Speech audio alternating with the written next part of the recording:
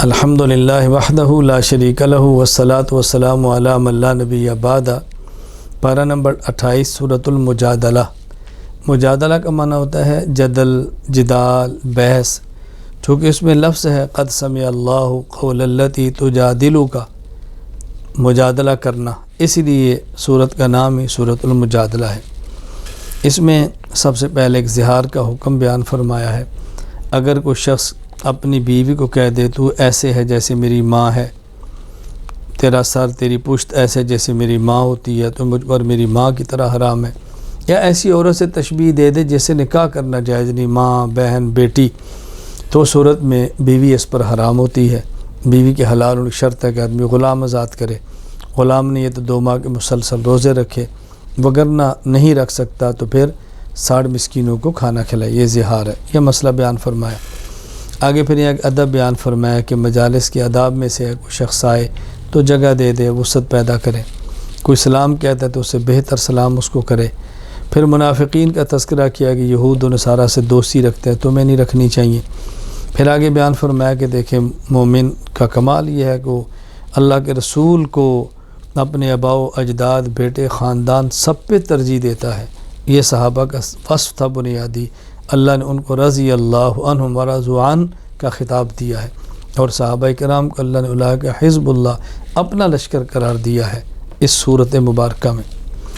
سورۃ الحشر، اس صورت میں لأول الحشر لفظ ہے۔ الحشر کا معنی ہوتا ہے جمع کرنا، چونکہ یہاں بنی نذیر کو جمع کر کے سب کو نکال دیا، اس لیے صورت کا نام ہی سورۃ الحشر ہے۔ یہود مدینہ کے انجام بد کا ذکر ہے، ان کو اپنی عادات قبیحہ، بدعہدی، وعدے کو توڑنا، اس کی سزائیں ملی ہیں کہ ان کو مدینہ منورہ چھوڑ کے جانا پڑا۔ حضرت عمر رضی اللہ تعالیٰ عنہ باقاعدہ حکم جاری کر کے ان کو جزیرہ عرب سے نکالنے کا فیصلہ کر دیا۔ ایک مال وہ ہے میدان جنگ میں جو جہاد کے بعد حاصل ہو، مال غنیمت، بغیر لڑائی کے حاصل ہو، مال ہے۔ اللہ نے دونوں کا یہاں پہ ذکر فرمایا ہے۔ اس صورت کے اندر اللہ تعالیٰ نے قرآن کریم کے بارے فرمایا لو انزلنا ھذا القرآن علی جبل، کہ اللہ تعالیٰ نے قرآن کریم اگر پہاڑ کو نازل فرماتے ریزہ ریزہ ہوتا۔ اللہ کا کرم ہے، پیغمبر پاک صلی اللہ علیہ وسلم کے سینے پر نازل فرمایا، پھر پیغمبر پاک کے سینے مبارک سے آپ کی زبان اقدس سے باہر نکلا ہے، اور امت نے اس قرآن کریم کو اٹھا لیا ہے۔ کچھ اسماء کا ذکر کیا، اسماء حسنہ، فرمایا کہ اللہ کے اسماء حسنہ سے اللہ تعالیٰ سے مانگا کرو، اللہ عطا فرماتے ہیں۔ اللہ ہی سے مانگیں، اسماء حسنہ کے ساتھ مانگیں، اللہ تعالیٰ عطا فرماتے ہیں۔ سورۃ الممتحنہ، اللہ اکبر۔ یہ صورت ایک خاص واقعہ حاتم بن ابی بلتہ کا مشہور واقعہ ہے، وہاں پر نازل ہوئی ہے۔ اس میں بات یہ سمجھائی گئی ہے کفار کو دوست مت بناؤ۔ ابراہیم علیہ السلام کی مثال سمجھائی، والد کافر تھا، والد کو چھوڑا، اللہ کو نہیں چھوڑا۔ تم بھی اس نقش قدم پر چلو کہ اگر والدین مشرک و شرک کی بات کریں تو والدین کو چھوڑ دو، مگر اللہ کی ذات کبھی نہ چھوڑنا۔ اللہ تعالیٰ نے آگے حکم دیا کہ اللہ تعالیٰ عسى الله أن يجعل بينكم وبين الذين عاديتم منهم مودة، ایک وقت آئے گا اللہ تعالیٰ نے دشمنوں کلمے کی توفیق دے گا اور تمہیں محبت کی نعمت عطا فرمائے گا۔ اس صورت کے آخر میں خواتین کے لیے بیعت کا مسئلہ بیان فرمایا ہے کہ خواتین صحابیات اگر آپ کے پاس آئیں اور بیعت کرنا چاہیں تو آپ بیعت فرما لیں، لیکن 6 چیزوں کا ان سے عہد لے لیں۔ نمبر 1 شرک نہیں کریں گی، نمبر 2 چوری نہیں کریں گی، نمبر 3 زنا نہیں کریں گی، نمبر 4 بہتان نہیں باندھیں گی، نمبر 5 قتل نہیں کریں گی، نمبر 6 آپ کی ہر بات مانیں گی اور نافرمانی نہیں کریں گی۔ جب ان 6 چیزوں کا عہد کر لیں تو آپ ان کے بیعت بھی کریں، ان کے لیے اللہ تعالیٰ سے معافی بھی مانگیں۔ تو دیکھیں صورت کے اندر بیعت کا ذکر موجود ہے، تو بیعت کرنا ثابت ہے قرآن کریم کی آیت مبارکہ سے۔ سورۃ الصف، اس صورت میں صفہ کا ذکر ہے، صف باندھنا، اس لیے صورت کا نام ہی سورۃ الصف ہے۔ اس صورت میں جہاد اور قتال کی ترغیب دی گئی ہے، مومن کی شان بیان کی گئی ہے کہ اللہ تعالیٰ مومن سے محبت کرتا ہے، جو مومن اللہ تعالیٰ کے راستے میں سیسا پلائی دیوار بن کے قتال اور جہاد کرتا ہے۔ پھر اس میں سمجھایا گیا ہے کہ جہاد ایک ایسی تجارت ہے جس میں نقصان نہیں ہے، اور یہ سمجھایا گیا کہ جہاد پر اللہ تعالیٰ اپنی رضا دیتے ہیں، جنت دیتے ہیں، اللہ تعالیٰ فتوحات عطا فرماتے ہیں۔ اسلام میں جہاد کی بڑی شان ہے۔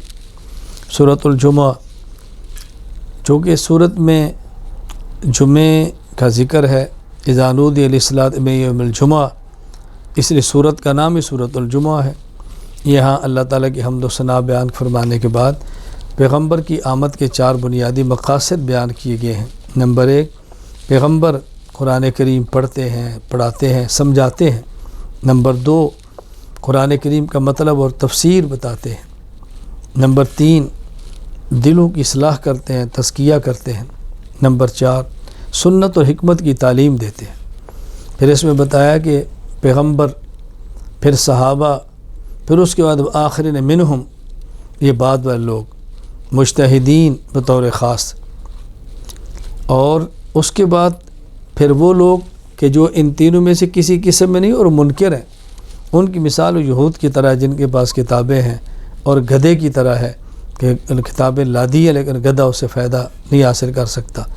اسی طرح کہ جو مخالف انبیاء کے، صحابہ کے اور مجتہدین کے، وہ ایک گدھے کی طرح ہیں جن پر کتابیں لادی ہیں مگر اس سے فائدہ حاصل نہیں کرتا۔ آخر فرمایا کہ یہود اگر خود کو سچا سمجھتے ہیں تو موت مانگے، کبھی بھی نہیں مانگیں گے۔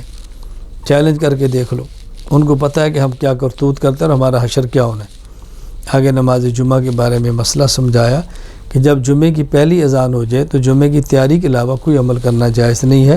جہاں پہ جمعہ فرض ہے وہاں جمعے کی تیاری ہی کرنی چاہیے۔ ہاں، جمعے کی نماز سے فارغ ہونے کے بعد پھر تجارت کریں، جمعے کے دن بھی کریں تو کوئی حرج نہیں ہے۔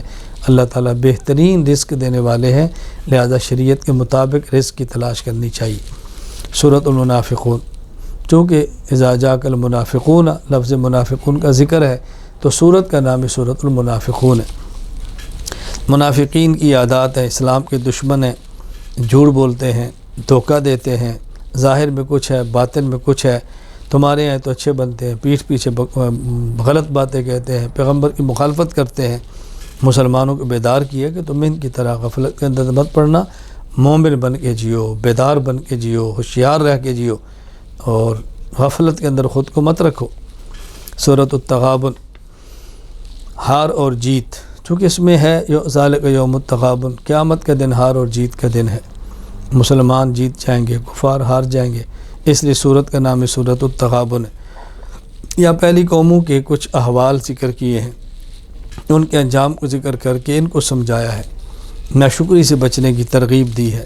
قیامت کے دن جو کافر افسوس کرے گا اس کا ذکر کیا ہے۔ اہل ایمان کو بتایا کہ تمام فتنوں سے بچو، جہاں کفر فتنہ ہے، جہاں قتل فتنہ ہے، جہاں جھوٹ فتنہ ہے، وہاں ایک آزمائش بیوی ہے، آزمائش اولاد ہے، آزمائش تمہارا مال ہے۔ اس آزمائش کے اندر بھی سرخرو ہونے کی کوشش کرو۔ کیا مطلب؟ مال شریعت کے مطابق خرچ کرو، اولاد کی شریعت کے مطابق تربیت کرو، بیوی کے حقوق شریعت کے مطابق دو، ان کی محبت میں شریعت سے تجاوز مت کرو۔ سورۃ الطلاق، اللہ تعالیٰ نے اس صورت میں طلاق کے بہت سارے مسائل بیان فرمائے، طلاق کے احکام بیان فرمائے، رجوع کرنے کی بات کی ہے اور عدت کی بات کی ہے، پھر تقوی کی بات کی ہے کہ تقوی کا اختیار کریں۔ اللہ تعالیٰ آسانی کا راستہ پیدا فرما دیتے ہیں، اللہ تعالیٰ بے گمان رزق عطا فرما دیتے ہیں، اللہ تعالیٰ اپنے کرم سے مشکل میں آسانیاں پیدا فرما دیتے ہیں۔ یہ ساری نعمتیں اللہ پاک نے سورۃ الطلاق کے اندر ذکر فرمائی ہیں اور ہمیں سمجھایا ہے کہ اس کا خیال کرو۔ نکاح کرنے کے بعد آخر دم تک کوشش کریں طلاق نہ ہو، لیکن اگر اس کے علاوہ کوئی صورت نہ ہو اور اکٹھے رہنے میں مزید مشکلات، تکالیف اور شریعت کی مخالفت ہو تو الگ ہو جانا چاہیے۔ سورۃ التحریم، کیونکہ سورت کا آغاز یہ سے یا ایھا النبی لم تحرم، حرم یحرم التحریم، حرام کرنا، تو سورت کا نام سورۃ التحریم ہے۔ حضور اکرم صلی اللہ علیہ وسلم نے قسم اٹھائی تھی میں شاید کا استعمال نہیں کروں گا، اللہ نے فرمایا تو حلال چیز ہے، آپ یہ قسم کیوں اٹھاتے ہیں؟